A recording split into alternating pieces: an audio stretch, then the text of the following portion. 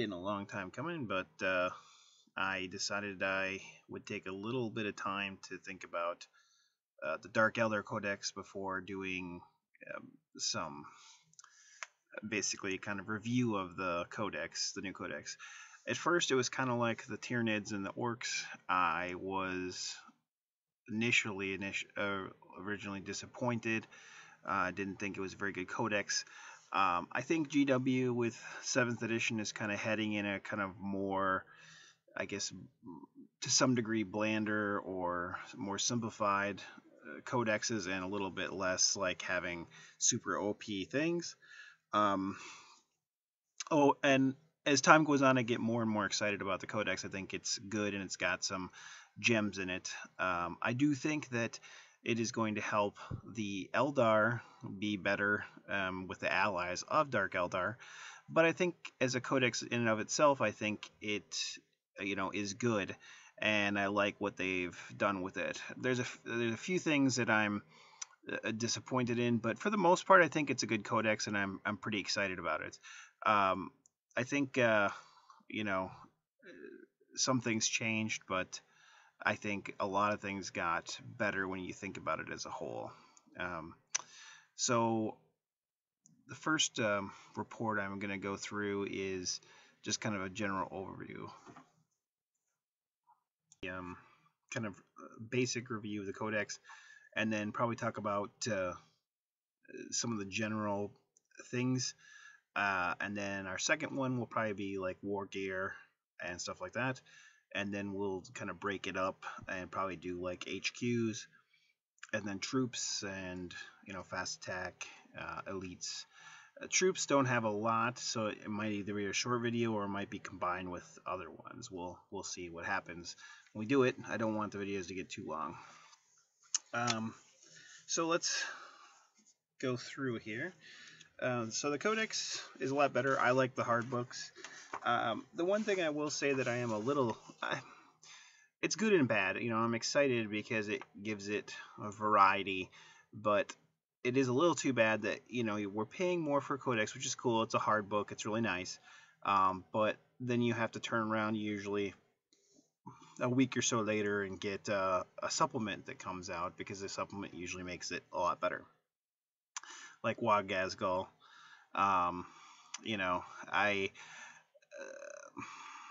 It's too bad. I think the Space Wolf one, wasn't, super great.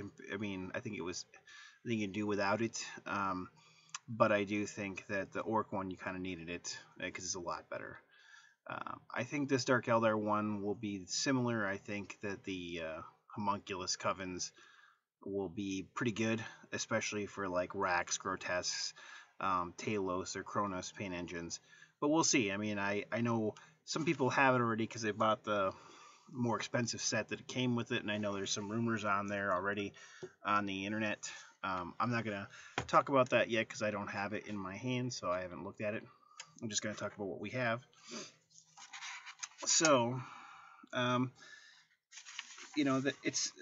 it's got a lot of good fluff, I think, kind of compiled, and a little bit of new stuff. It talks a little bit, like a couple pages, about the Harlequins, which are mysteriously kind of left out of this codex besides the fluff section. Now, me being hopeful, it would be awesome if they did leave both the Eldar and Dark Eldar codexes and got their own codex or their own supplement. My very first army that I ever played, and when I got into the hobby back in Rogue Trader, was an 18-box set of Harlequins, and I started with a Harlequin army. That was my first army, when you could play Harlequins by themselves. Now you can't, so I would be more than excited to see Harlequins get their own codex or supplement. I don't think that's going to happen. If anything, probably a supplement or a data slate. But it'd be really neat to kind of have their own army, almost like the Corsairs got their codex, or codex in Forge World, Imperial Armor, but they still got one, and they're not broken or super OP. It's just cool to kind of have an army that you can play that is the Corsairs. So it'd be kind of cool to have the Harlequins, because they're kind of their own things. They do their own things, and they're very mysterious, but it'd be kind of cool to delve a little bit more into their fluff and have them be a separate thing that you could add in or ally in to the Corsairs or to the Eldar, or the Dark Eldar. In the beginning, my opinion, but once again, I'm biased. So if we look at the, they kind of got rid of the old power from pain and changed it, which I actually think it got better. Now with a power from pain, at the start of the game, turn 1, you don't get any benefits from it. But starting on turn 2, they get Feel No Pain 6. On 3, they get Feel No Pain. On 4, they get Feel No Pain and Furious Charge. 5, they get Feel No Pain, Furious Charge, and Fearless. And 6+, they get Furious Charge, Feel No Pain, Fearless, and Rage. I think it's cool, and you'll see that there's ways to buff that up to make it better with homunculi or certain, like war gear and stuff. So I think it's cool. I think it's better than the old way, and I think it'll actually make the Dark Eldar better. Especially if they deep strike in or don't come in turn 1. Now, the combat drugs are similar. I think they're good. You got the ones that do take combat drugs. Unfortunately, the Archon cannot anymore.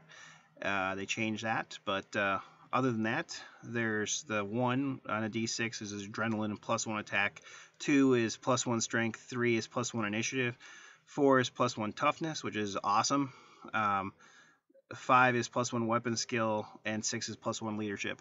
I think they're all great. I know some people complain, oh, the leadership whoop-de-doo, but I think certain things that take combat drugs, I think it actually does benefit them. So I think they're all good. I wouldn't complain. I mean, the toughness one would be the best one, but I'd take any of them. I think they're all good.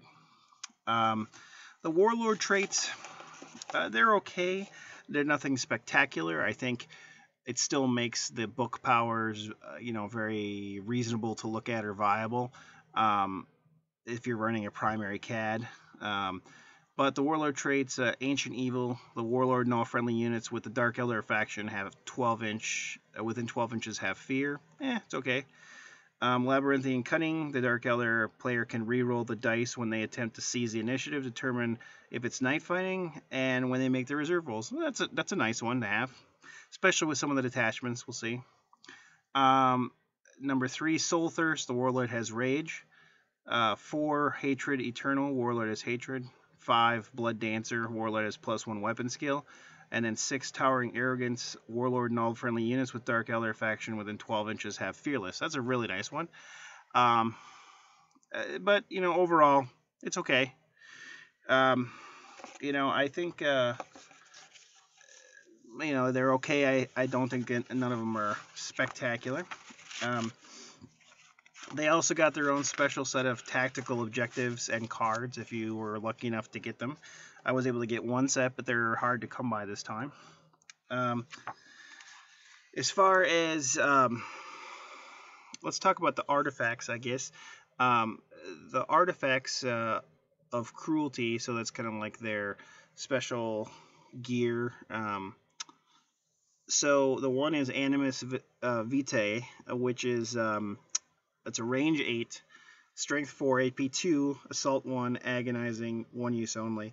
So if any unsaved wounds is inflicted with the Animus Vitae, all models with the power from pain rule, friend or foe, treat the current turn as being 1 higher than it actually is, and this benefit remains in the remainder of the game. And it can stack with Architect of Agony or Master of Pain special rules. So that's really nice, and it's a really nice thing to kind of help boost them up on the tree faster on the power from pain. Although it's only a 1-shot, 1 use only, strength 4, AP 2 gun. So 1 you better hit, and 2 you better wound from it. So pick something easy like a grot or something that you've got a good chance of killing. Because if it doesn't work, then you kind of wasted those points for nothing. I'm kind of up in the air with it. I think it's cool. I don't know if I'd hang my hat on it, so I don't know if I want to pay the points to take it. So I think it's... I'm going to check here. I think...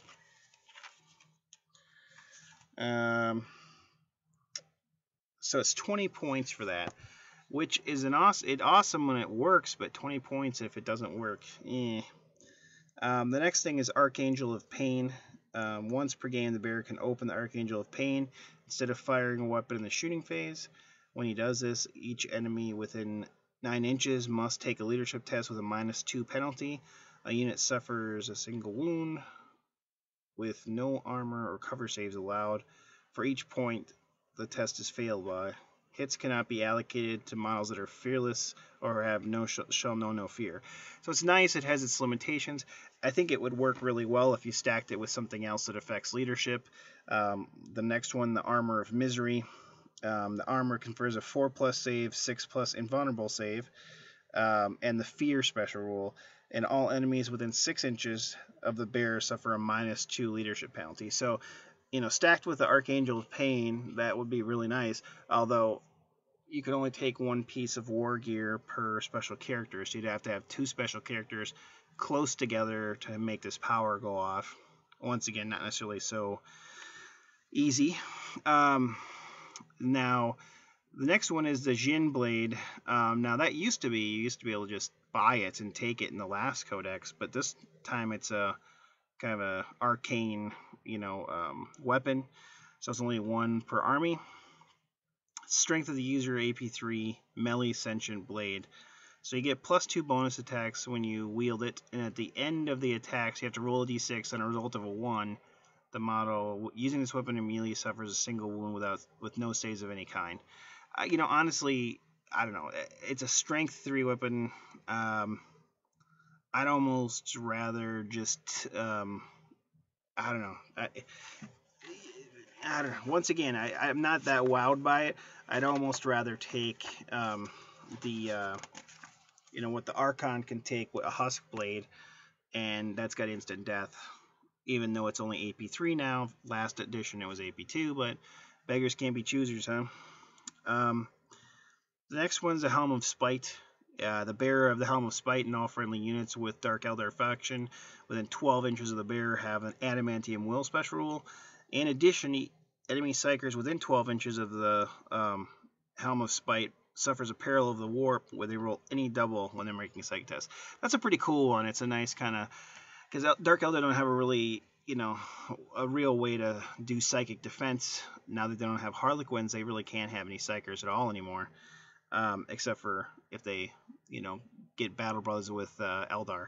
So I think it's a nice one. I think this is one that I would definitely consider taking. The other one I really like. It's 5 points, and I like it. It's Parasite's Kiss, and it's a splinter pistol that's Strength 1, AP 5, 12-inch range, mastercrafted, poison, 2+ soul leech. So each time the bearer inflicts an unsaved wound in the Parasite's Kiss, it immediately regains a wound previously lost in battle. So it's kind of nice because it's something you can give wounds back to a character on, which is nice. It's cheap, and it's a 2+ poison weapon, which is nice. So yeah, it's AP 5, but hey, a shot against a monstrous creature. Maybe you get lucky and that Wraith Knight rolls a 2 to save and loses a wound. So I think it's cool. It might be worthwhile. Let's talk about a couple different things. We'll talk about, excuse me while I kind of run through this quick. I'm going to go through a couple things here. I'm going to go through the Cabalite Raiding Party. So this is a formation that you may take that's in the Codex. The formation, you need 1 Archon, 1 Court of the Archon, 1 unit of Incubi, 1 Ravager, 6 units of Cabalite Warriors, 1 unit of Scourges, and 1 unit of Hellions. All units in this formation except the Archon must take a Raider or Venom as a dedicated transport. The Archon may choose whether or not to take a Venom as a designated transport. So basically, the special rules are the Archon in this formation is your warlord. All units in the formation have the power of Pain special rule. Treat the current turn as being 1 higher. So you're automatically 1 higher with this formation. And it's cumulative with Agonizing Pain or Master of Pain. So that's cool. During the entire first game turn, And during any turn which night fighting rules are in effect, all troops with the formation have a 5+ cover save, and all units from this formation that aren't troops have a 6+ cover save. If this formation is your primary attachment, you can re-roll the result when rolling on the warlord traits in the Dark Eldar Codex. So just those, excuse me, warlord traits, not the book ones. I think it's neat. I think it's cool. I don't think you'll see it used competitively very often because you have to take 6 units of Cavalite Warriors, and I just think that you're going to see people wanting to use other things instead of being forced into 1 unit of Scourges, 1 unit of Hellions, and Incubi. So, it's cool. It's nice to have a formation. I don't think you'll see it too often. Maybe you will. The other one, and this one I do think you're going to see a lot. This is the detachment, so it's not a primary CAD, but it's a unique detachment for Dark Eldar, and it's called Real Space Raiders Detachment. This one is I think is a really cool detachment. I mean, I'm probably going to play it more than I do a primary CAD with Dark Eldar, just because I think it's so awesome. This one, you have a compulsory 1 HQ, 2 troops, and you have to take 1 fast attack, which with Eldar or Dark Eldar, whoop-de-doo, they're really great. It's a hard one to choose from, so why wouldn't you take a fast attack? And especially now that Venoms and Raiders are fast attack choices, it's pretty easy to fill that. But if you're only doing for minimum, honestly, you're probably gonna take a primary CAD anyway. But the Real Space Raiders, if this detachment is your primary detachment, you can re-roll the result when rolling for warlord trait tables in the Dark Eldar Codex. So once again, same as the formation. But the hunt from the shadows during the entire first game turn and during the turn in which night fighting rules are in effect, the troops from this detachment have 5+ cover save, and all other units have 6+ cover save. So that's cool, but the real cool thing about this detachment is not just the compulsory units, but the optional ones is that you can take 1 more HQ, okay, that's the same as any other one, 4 more troops, so 6 total troops, same as a primary CAD. Then you can take 3 elites, same as a primary CAD, 3 heavy support, same again, but here's the kicker. You can take 5 fast attack choices, so besides your compulsory, so that's 6 fast attack choices. That's in no other new codex that's had it so far has had something that amazing. Wagazgo, you get to take extra elites, mainly for like the bully boys and stuff like that. But this is fast attack, which really benefits Dark Eldar, which is pretty exciting. So I think it's a good thing, and when we go through the units in particular, I think you'll see why. And yeah, it's true, you don't have objective secured with the troops, which is a big deal. But honestly, I think objective secured is good. I think with multiple small units or enough firepower, I honestly don't think it's as important with the ability to take 6 fast attack. But, time will tell. But I don't think objective secured is all that in a bag of chips to some degree. They're nice, but I don't think you absolutely need them to be competitive. That's my opinion, at least. So I'm going to take a break, and we'll start another session and start with the Wargear selection, and we'll go from there. We'll do that, and then we'll go into the HQs. So this is Wargamer Sean. I'll talk to you soon, and hope you enjoyed this talk. Eldar are very close and dear to my heart. I play a lot of armies. The only ones I don't collect or play is Blood Angels and Necrons. There's a few reasons for it. The main reason for Blood Angels is that I personally have never liked vampires. I've always disliked them. So since they're kind of vampires to some degree, I've just steered away from them. And Necrons, I think their fluff has changed quite a bit, but they're almost kind of like the undead, except mechanical.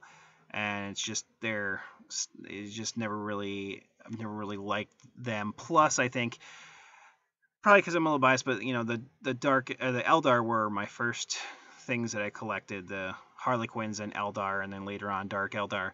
And so since they're kind of and I also my second army third army after Harlequins, Eldar were orcs, and those races were constructed by the old ones to fight the Necrotyr and the Necrons. So I guess I kind of have a personal grudge against them because they're the ancient enemy. Which is weird because I do play Chaos and Chaos Space Marines, which I should hate Slaanesh, but oh well, I play those armies. So anyway, more than you probably wanted to know or needed to know, but I will talk to you again soon. This is Wargamer Sean. Keep gaming, have fun. Goodbye. Goodbye. Goodbye. Goodbye. Goodbye. Bye-bye. Goodbye. See ya. Bye for now. Bye for now. Goodbye. I like bottoms.